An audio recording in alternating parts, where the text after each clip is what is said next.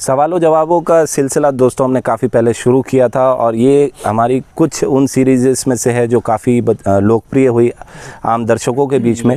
इसमें दोस्तों हम जैसा कि आपको पता ही है कि आपके सवाल हम चूज़ करते हैं और उनके सही और तथ्यात्मक जवाब हम देते हैं। आज हमारे सीज़न 2 का पहला एपिसोड है। इससे पहले आपने मंगलवार को फिलर एपिसोड देखा था। नमस्कार दोस्तों, आप देख रहे हैं टीम एशियन।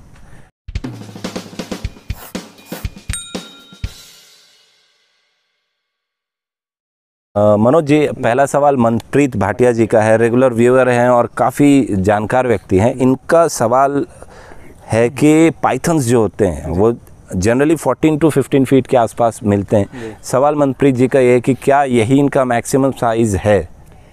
जी, अगर भारत में कहा जाए तो अब बोल सकते हैं कि ये इनका मैक्सिमम साइज़ है, क्योंकि इसके ऊपर अब तक भारत में रिकॉर्ड नहीं हुआ। स्पेशली अगर मैं तवज्जो दूँ तो भारत में, पाकिस्तान में इससे ज़्यादा लंबे पाइथन रिकॉर्डेड हैं ऑलरेडी। तो हो सकता है कि इंडिया में रिकॉर्ड ना हुआ, तो ऐसा नहीं है कि इंडिया में होगा ही नहीं। अच्छे अगर डेंस फॉरेस्ट में जाएंगे, उनके लिए फूड प्रॉपर हो, एनवायरनमेंट प्रॉपर हो, डिस्टर्बेंस ना हो, तो ज़रूर ऐसे और भी 18 to 20 फीट पाइथन आपको दिख जाएंगे, अगर छेड़ा ना गया होगा तो नहीं। जो सवाल का एक्चुअल जवाब है वो आखिरी कुछ शब्दों में छिपा हुआ है कि ह्यूमन डिस्टर्बेंस ना हो और अगर उन्हें छेड़ा ना जाए तो डेफिनेट है कि वो कुछ और फीट गेन कर सकते हैं। समस्या कहाँ आ जाती है कि पाइथन जब बड़े होते हैं, कोई भी जीव जब बड़ा होता है तो उसे और ज़्यादा भोजन की आवश्यकता होती है, लेकिन ह्यूमन इन्वेजन जंगलों में इतना बढ़ गया है कि इन बड़े जीवों के लिए शिकार भी अब सीमित हो गए। शिकार वही हैं लेकिन शिकारी जो हैं वो बहुत ज़्यादा हैं। तो शिकार और शिकारी का जो रेशियो है वो काफ़ी डिस्टर्ब्ड है। इसी कारण हमको बहुत बड़े साइज़ के पाइथन देखने को नहीं मिल पाते हैं। दूसरा सवाल जो है मनोज जी वो अरविंद सिंह जी का है। इनका पूछना है कि क्या कोई ऐसी स्पीशीज़ जो किसी पर्टिकुलर एरिया की नहीं है उसे ऐसे एरिया में एक्सपोज किया जाए जो नया है उसके लिए, तो क्या वो वहाँ सर्वाइव कर पाएगा? फॉर एग्जांपल बर्मीज़ पाइथन जो अभी तक इन्वेजिव स्पीशीज़ का सबसे क्लासिक एग्जांपल है, उसका एग्जांपल देते हुए आप समझाइए कि क्या वो जो पूछ रहे हैं वो संभव है। देखिए दोस्तों, सबसे पहला तो आपको किसी भी स्पीशीज़ को रीलोकेट करने की कोई ज़रूरत नहीं है। नेचुरली अगर वो वहाँ पे नहीं है तो अच्छी बात है कि वहाँ पे नहीं है, उसका कुछ कारण भी होगा जी। और दूसरी बात, अगर वहाँ पे सर्वाइव करने की चांसेस क्या है, बहुत कम हो जाते हैं, क्योंकि एनवायरनमेंट उनके लिए अलग होता है। प्रॉपर तरीके से ब्रीड नहीं कर पाए, फूड उनको प्रोवाइड ना हो तो नहीं हो, वो रह नहीं सकते। अगर बाई चांस वो वहाँ पे अच्छे से ब्रीड करके अपने नंबर को इंक्रीज़ कर लेते हैं और अच्छे तरीके से हो जाते हैं, तो वो एग्जॉटिक ना होगा दोस्तों, एक इन्वेजिव स्पीशीज़ बन जाता है। इन्वेजिव जो कि वहाँ के जो लोकल जो नेटिव स्पीशीज़ है उनको डोमिनेट करने लगते हैं। आपने बर्मीज़ पाइथन का एग्जांपल जैसे दिया है कि बताना चाहूँगा, आपने फ्लोरिडा जो स्टेट है यूएसए में, आपने देखा होगा कि काफ़ी सारे बर्मीज़ पाइथन वहाँ पे हर जगह आपको घर में दिखने को मिल जाते हैं, गोल्फ कोर्स में दिख जाते हैं, आपको हर जगह दिखते हैं। और वहाँ की स्टेट गवर्नमेंट ने उन्हें मारने का तक का ऐलान कर दिया कि अगर आप बर्मीज़ पाइथन के इतने नंबर या इतने बड़े बर्मीज़ पाइथन को मारेंगे तो आपको एक इनाम दिया जाएगा, शिकारियों को इनाम दिया गया। रिसेंटली दोस्तों नॉर्थ कैरोलिना की एक घटना भी सामने आई थी, जहां पर एक पत्रकार है वो किसी के घर पर इंटरव्यू लेने के लिए जा रही थी और सडनली उन्हें एक स्पीशीज़ ऑफ सर्पेंट दिखता है। वो नहीं आइडेंटिफाई कर पाती, तो फिर लोकल पुलिस डिपार्टमेंट को बुलाया जाता है। पुलिस डिपार्टमेंट आती है, वहाँ पर उस स्नेक को रेस्क्यू करती है और जो वहाँ के जूलॉजिस्ट हैं वो कंफर्म करते हैं कि ये ज़ीब्रा कोबरा है, जो कि वहाँ की स्पीशीज़ है ही नहीं, एग्जॉटिक स्पीशीज़ पेट के तौर पर इसे पाला गया था और इलीगली पाला गया था। गवर्नमेंट को इन्फॉर्म नहीं किया गया था और इलीगल तौर पर इन्हें पाला गया था। और जब गवर्नमेंट ने सारे एरिया में सर्चिंग की तो ऑलमोस्ट 75 के लगभग स्पीशीज़ निकल कर आई। एक ऐसा ही केस यूरोप में भी सामने आया था दोस्तों, जहां शिप कंटेनर में भारतीय मूल का रसल्स वाइपर ट्रांसपोर्ट होकर पहुंच गया था और एक मेसन को जो वहां से अनलोड कर रहा था उसे बाइट कर ली थी और उसकी संभवतः डेथ हो गई। ऐसी स्थितियों में जो नेटिव स्पीशीज़ होते हैं उनके लिए खतरा बढ़ जाता है। Native species in terms of humans भी मैं कह रहा हूँ, क्योंकि जो मेडिकल फैसिलिटीज़ हैं वो उस स्नेक के हिसाब से डेवलप नहीं होंगी। शादाब महविश जी अगला सवाल करते हैं और इनका बड़ा सिंपल सा क्वेश्चन है कि क्या सांप इंसानी घर में घुस जाते हैं या छुप कर रहना पसंद करते हैं?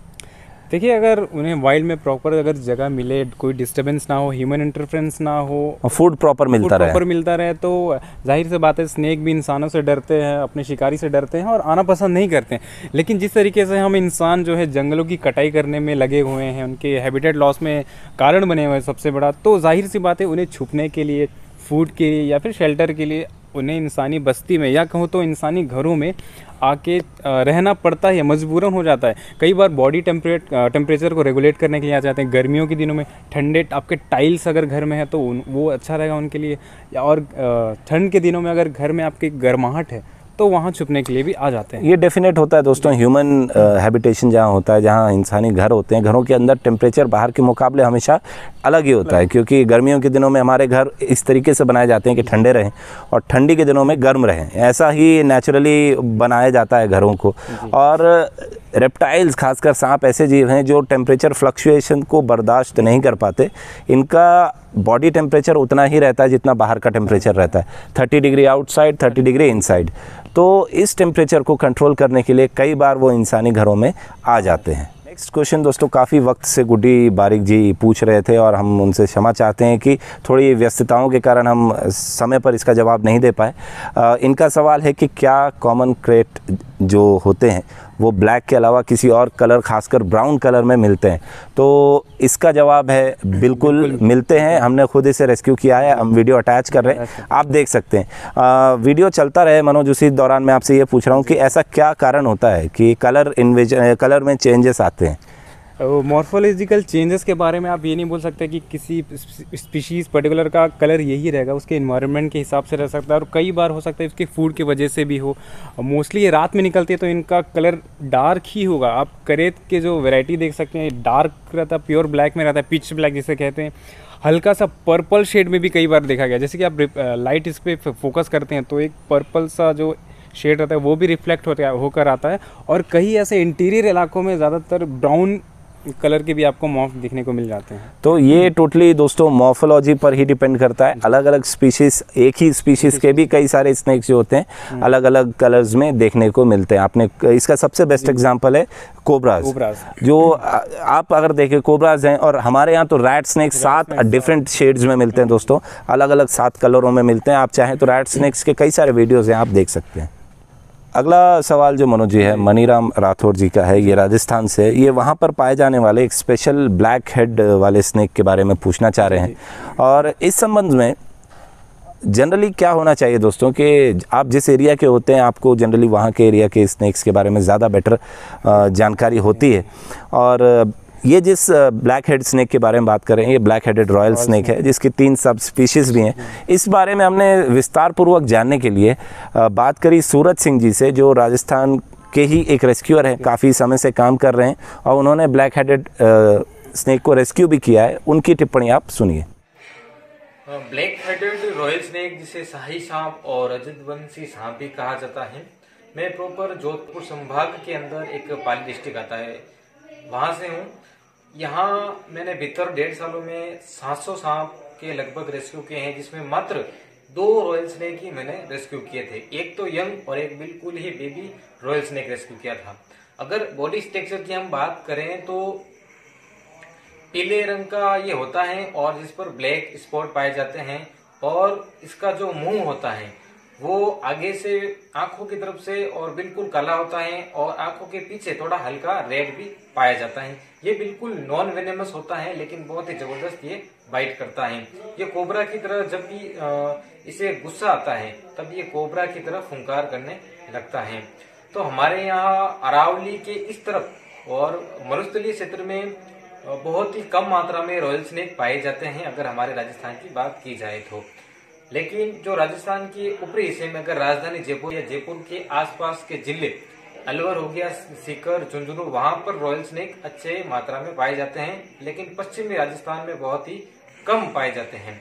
तो ब्लैक हेडेड स्नेक जो होता है दोस्तों, ये नॉन वेनमस होता है, लेकिन काफ़ी ज़्यादा अग्रेसिव होता है, नास्टी बाइट्स दे सकता है। अगर आप इसे चेकर्ड कीलबैक का कज़न कहें तो ज़्यादा अतिशयोक्ति नहीं होगी एक्चुअल में। और एक क्वेश्चन और था दोस्तों, हम एक्चुअल में उसको इस एपिसोड में शामिल ना करके एक पूरा कंप्लीट डेडिकेटेड वीडियो उस पर बनाना चाह रहे हैं। विश्वरंजन सतपथी जी का ये क्वेश्चन है अबाउट सी स्नेक्स। सतपथी जी, आज के इस सेशन में हम आपका जवाब नहीं देंगे, 2 दिन के अंदर, may be Thursday may be Friday, आपके सवाल के लिए एक पर्टिकुलर डेडिकेटेड वीडियो हम बनाएंगे। और दोस्तों उम्मीद करते हैं आपको आज का ये एपिसोड अच्छा लगा होगा और इसी तरीके के और कमेंट्स आप करते रहिए। जो आपके क्षेत्र में क्वेश्चंस हैं, जो अंधविश्वास फैले हुए हैं, उनसे रिलेटेड आप क्वेश्चंस भी हमारे कमेंट बॉक्स में आप डाल सकते हैं। आज के वीडियो में इतना ही। जय हिंद, वंदे मातरम।